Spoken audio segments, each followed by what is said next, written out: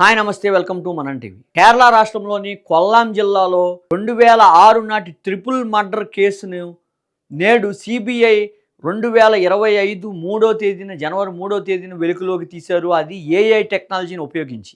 AI technology అంటే అందరికీ తెలిసిన విషయమే. అనేక సంచలనాత్మకమైన మార్పులైతే అది ప్రస్తుతం సమాజంలో తీసుకొస్తున్న పరిస్థితి అయితే ఉంది. ఏఐ టెక్నాలజీని ఇప్పుడు ప్రతి ఒక్కరూ అది సాఫ్ట్వేర్ రంగంలో కానీ అన్ని రంగాల్లో కూడా మనుషుల కన్నా 10 రెట్లు స్పీడ్‌గా 10 మందికి ఉండే తెలివితేటలు కేవలం ఒక ఏఐ టెక్నాలజీని ఉపయోగించి వాడే పరిస్థితిలో నేడు సాంకేతికంగా అభివృద్ధులైతే జరిగిన పరిస్థితి అయితే ఉంది. అదే ఏఐ టెక్నాలజీని ఉపయోగించి కేరళలో 19 సంవత్సరాల నాటి ట్రిపుల్ మర్డర్ కేసును పోలీసులు సిబిఐ అధికారులైతే దాన్ని ఏఐ టెక్నాలజీని ఉపయోగించి ఇప్పుడు నిందితులను అయితే అరెస్ట్ చేశారు. అది ప్రస్తుతం సంచలనంగా మారింది. అసలు ఈ ఏఐ టెక్నాలజీ అంటే ఏంటి? ఏఐ టెక్నాలజీ ద్వారా ఏ రకంగా పట్టుకున్నారు? అసలు ఈ మర్డర్‌కి సంబంధించిన వివరాలేంటి? ఆ మహిళ ఎవరు? ఒక నిండు బాలింతరాలు కేవలం 17 రోజుల శిశువులను కూడా నిర్దాక్షిణ్యంగా పీక కోసి చంపిన వ్యక్తులు 19 సంవత్సరాలు తర్వాత దొరకడం ఒక సంచలనాత్మకంగా మారింది.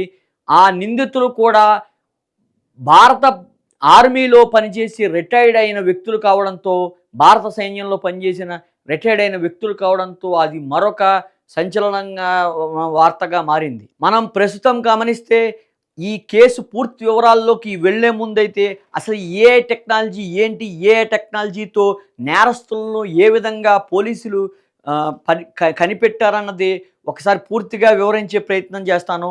ఈ ఏఐ టెక్నాలజీ అంటే ఏంటంటే, ఏఐ టెక్నాలజీ వల్ల మనిషి యొక్క రూపం పూర్తిగా లేకపోయినా, మసగ్గా ఉన్నా సరే, డార్క్ ప్లేస్‌లో ఉన్నా సరే, ఖచ్చితంగా సీసీ కెమెరాల ద్వారా ఉన్న ఫుటేజ్‌ను కూడా ఏ టెక్నాలజీ ద్వారా పూర్తిగా మనిషి ఎవరనేది నిర్ధారించే టెక్నాలజీ సాంకేతికత అయితే ఈ ఏఐలో ఉంది.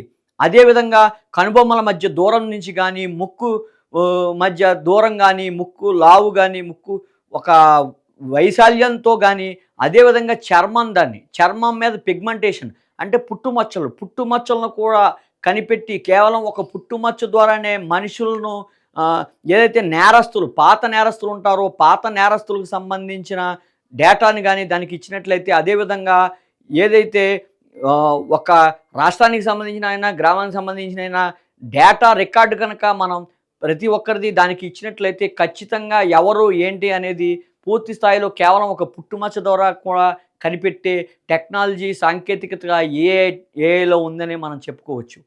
ఏఐ టెక్నాలజీని ఉపయోగించి సిబిఐ అధికారులు అయితే ఒక అద్భుతం సృష్టించారు. ఏదైతే కేరళలో కొల్లాంలో 19 సంవత్సరాల నాటి ట్రిపుల్ మర్డర్ కేసును ఈజీగా ఛేదించడం జరిగింది. అయితే గతంలో అసలు ఈ స్టోరీ వెనక్కి వెళ్తే అసలు ఎవరా మహిళ? ఏంటి? ఆ ఆర్మీ ఉన్నతాధికారులు ఎవరు? ఆ ఆర్మీలో పనిచేసి రిటైర్డ్ అయిన వ్యక్తులు ఎవరు? ఇవన్నీ పూర్తి వివరాల్లోకి వెళ్తే 2006లో రంజిని అనే మహిళ ఆ ఆర్మీకి సంబంధించిన వ్యక్తి అయిన దివిల్ కుమార్నైతే ప్రేమించింది. దివిల్ కుమార్తో సన్నిహితంగా ఉండడం, పెళ్లి కాకుండానే వాళ్ళిద్దరం కలవడం వల్ల ప్రెగ్నెన్సీ రావడం జరిగింది. అయితే ఆ ప్రెగ్నెన్సీ రంజినికి రావడం, రంజిని దివిల్ కుమార్కు చెప్పడం, దివిల్ కుమార్ ఇంట్లో ఒప్పుకోకపోవడంతో దివిల్ కుమార్ ఆ ప్రెగ్నెన్సీ నా వల్లే వచ్చిందని గ్యారంటీ ఏంటంటూ కూడా ప్లేటు తిప్పి ఆ ఆర్మీ బేస్లోకి క్యాంపులోకి వెళ్ళిపోవడం జరిగింది. అయితే దివిల్ కుమార్ వెళ్ళిపోయినా సరే ఆ రంజిని ఎవరైతే ఉందో ఆ మహిళ అయితే అదేవిధంగా గర్భాన్ని కంటిన్యూ చేసింది. కవలలకు ప్రసవం ఇచ్చింది. అయితే కవలలు పుట్టిన హాస్పిటల్కి ఒక రాజేష్ అనే ఒక వ్యక్తి పరిచయం అయ్యాడు.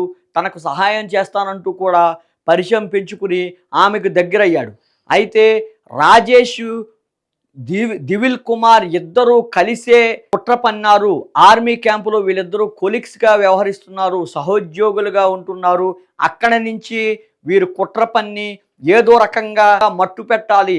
రంజిత ఉంటే కనుక తన ఆర్మీ ఉద్యోగానికే ఇబ్బంది కలుగుతుంది, ఆర్మీ అధికారులు నన్ను సస్పెండ్ చేసే అవకాశం ఉంటుంది, నా ఉద్యోగానికే ప్రమాదం వాటిల్లుతుందని ఎవరైతే దివిల్ కుమార్ ఉన్నారో దివిల్ కుమార్ రాజేష్ పన్నాగం పన్నారు. రాజేష్ని ఎట్టి పరిస్థితుల్లోనూ రంజితను ఖచ్చితంగా మనం మట్టు పెట్టాలని వారిద్దరూ కూడబలుకున్నాయి.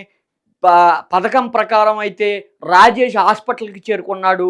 రంజితతో పరిచయం పెంచుకున్నాడు. అయితే రంజితకి ఆ విషయం తెలీదు. రాజేష్ మంచిగా మాట్లాడడం, ఒక వ్యక్తి కింద మాట్లాడడం, అంతా మంచిగా ఉండడంతో రాజేష్‌తో కూడా మామూలుగా మాట్లాడడం జరిగింది. అయితే రంజితకి సంబంధించిన ఒక ముసలావిడ ఉంది. ఆవిడే 19 సంవత్సరాలుగా అటు నాయకులతో కానీ, అటు అధికారులతో కానీ, అదే విధంగా పోలీసులను అలుపెరగని పోరాటం చేసింది. ఆ వృద్ధురాలి పోరాటమే నేడు ఎవరైతే తప్పు చేశారో, అత్యంత దారుణంగా, కిరాతకంగా హతమార్చారో వారిని పట్టుకోవడానికి దోహదపడిందనే చెప్పుకోవచ్చు. ఎప్పుడో 2006లో ఏదైతే రంజిత, రాజేష్ దగ్గరయ్యాడో, రాజేష్ మామూలుగా మంచిగా మాట్లాడుతూ పరిచయం పెంచుకున్నాడో, గతంలో కొలీగ్స్‌గా ఉంటున్న ఎవరైతే దివిల్ కుమారు, రాజేష్ కలిసి కూడబలుక్కున్నారో, దివిల్ కుమార్ ఎవరైతే ఉన్నారో రంజితకు తనకు ఉన్న సంబంధాన్ని పూర్తిగా రాజేష్‌కు వివరించడం జరిగింది. పన్నాగం పన్నారు.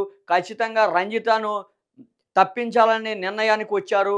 అయితే కవలలు పుట్టిన 17 రోజుల్లోనే నిర్దాక్షిణ్యంగా చంపాలని నిర్ణయించుకున్నారు. అయితే రంజితకు కూడా అటు రాజకీయంగా సపోర్ట్ అందింది. తనకు ఖచ్చితంగా తన పుట్టిన పిల్లలకు ఖచ్చితంగా దివిల్ కుమారే కారణమని, అవసరమైతే డీఎన్ఏ చేయాలంటూ కూడా ఆర్మీ అధికారులు కూడా లేఖ రాయడం జరిగింది. అటు నుంచి రాజకీయ నాయకులు సపోర్ట్ అండదండలు రావడంతో అనేక నిరసనల కార్యక్రమాలు చేయడం, ఏదైతే రంజిత ఉన్నారో తను ఇంటికి కూడా, తన స్వగ్రామానికి కూడా వెళ్లకుండా పోరాట బాట పట్టింది. ఖచ్చితంగా దివిల్ కుమార్‌ను సస్పెండ్ చేయాలి. దివిల్ కుమార్‌ను ఇక్కడికి తీసుకొచ్చి డీఎన్ఏ టెస్ట్ చేసి తన బిడ్డలకు తండ్రి తానే అని నిరూపించాలని పట్టుపట్టడంతో దివిల్ కుమార్ కూడా పీకకు చుట్టుకున్న పరిస్థితి అయ్యింది. ఇదే అదునుగా చూసి రాజేష్ మామూలు వ్యక్తిలా మాట్లాడుతూ రంజితను, అక్కడ ఉన్న వృద్ధురాలిని రంజిత నుంచి దూరం చేయడానికి ఖచ్చితంగా ఈ జనన ధృవీకరణ పత్రం పిల్లలకు రావాలంటే కనుక ఖచ్చితంగా మనం అధికారులను అయితే కలవాలి అంటూ, రెవెన్యూ ఆఫీస్‌కు వెళ్ళాలి అంటూ కూడా ఆమెతో మాయమాటలు చెప్పి ఆమెను బయటికి పంపించడం జరిగింది. అదే అదునుగా రంజిత ఇద్దరు పిల్లలమే ఇంట్లో ఉండడం గమనించి ఆ రాజేష్ అనే వ్యక్తి నిర్దాక్షిణ్యంగా పీక కోసి రంజితను చంపడం, 17 రోజులు పసికందులను కూడా చూడకుండా వారిద్దరిని కూడా హతమార్చడం జరిగింది. అయితే ఈ హత్య హతమార్చిన తరువాత రాజేష్ అయితే బయటికి వెళ్ళిపోవడం జరిగింది. రాజేష్ వెళ్ళిపోయి ఆర్మీ బేస్ క్యాంప్‌కు చేరుకున్నాడు. దివిల్ కుమార్ రాజేష్ తన సక్సెస్‌ఫుల్‌గా తన పథకాన్ని దాని పథకాన్ని పాలించాడు. ఖచ్చితంగా తనకు అప్పజెప్పిన పని చేసి చూపించాడంటూ కూడా రాజేష్, దిలీప్ కుమార్ మాట్లాడుకోవడం జరిగింది. ఇది ఇలా ఉంటే ఈ పోలీసులైతే, కొల్లాం పోలీసులైతే కనుక ఈ కేసులో ఎటువంటి ఆధారాలు దొరక్క తలలు పట్టుకున్న పరిస్థితి అయితే ఉంది. తలలు పట్టుకున్నారు. ఈ ఖచ్చితంగా ఆర్మీలో బేస్ క్యాంప్‌లో పనిచేయడంతో వాళ్ళు ఆర్మీ సైనికులు అవ్వడంతో ఎటువంటి ఆధారం లేకుండా వెళ్ళిపోయారు. 2006లో ఎటువంటి టెక్నాలజీ లేని సమయంలో ఈ హత్య జరగడం, అటు పోలీసులకు కూడా ఇది సాల్వ్ చేయడం కష్టసాధ్యంగా మారింది. అయితే ఇది 2013లో ఎవరైతే వృద్ధురాలు ఉన్నారో, వృద్ధురాలు పోరాట ఫలితంగా 2013లో సీబీఐకి అప్పచెప్పారు. సీబీఐ కూడా అనేక విధాలుగా పోరాడింది. 2013లో ఆర్మీ బేస్ క్యాంప్‌కి కూడా చేరుకున్నారు. బేస్ క్యాంప్‌లో అప్పటికే వారు ఇద్దరూ కూడా బయటికి వెళ్ళిపోయారు ఇక్కడి నుంచి అని చెప్పడం జరిగింది. సీబీఐ అధికారులు ఎక్కడ వెతికినా సరే వారి ఆచూకీ కూడా దొరకని పరిస్థితి. అప్పుడే 2025లోనే వారికి అద్భుతమైన ఆలోచన వచ్చింది. ఏఐ టెక్నాలజీని ఉపయోగించుకుని ఈ మర్డర్‌ని ఖచ్చితంగా సాల్వ్ చేయాలనే ఒక ప్రయత్నం అయితే చేశారు. వృద్ధురాలు నేటికి పోరాడుతూనే ఉండడంతో పోరాట ఫలితం 2025 జనవరి 3లో వచ్చిందనైతే మనం చెప్పుకోవచ్చు.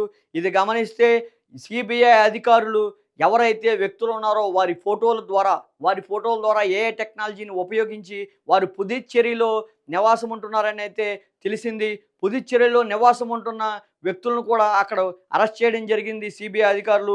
అది ప్రస్తుతం ఏఐ టెక్నాలజీని ఉపయోగించి చేయడంతో అది ప్రస్తుతం సంచలనంగా మారింది. ఏది ఏమైనా సాంకేతికత, ఏఐ టెక్నాలజీ అటు పోలీసులకు ఇన్వెస్టిగేషన్ చేయడానికి అవి ఒక ఆధారం అవ్వడం కూడా ప్రతి ఒక్కరూ హర్షించే పరిస్థితి అయితే ఉంది. ఇప్పుడు 19 ఏళ్ల నాటి కేసును ఇప్పుడు ఛేదించడం పట్ల అటు కేరళలో కూడా ప్రస్తుతం ప్రజలందరూ కూడా హర్షం వ్యక్తం చేస్తున్నారు. 19 సంవత్సరాల నాటి క్రితం ఏదైతే ఘోరం జరిగిందో ట్రిపుల్ మర్డర్ కేస్, దాన్ని ఏఐ టెక్నాలజీతో సాధించడం ఒక సాంకేతికంగా ఒక ముందడుగనే చెప్పుకోవాలి.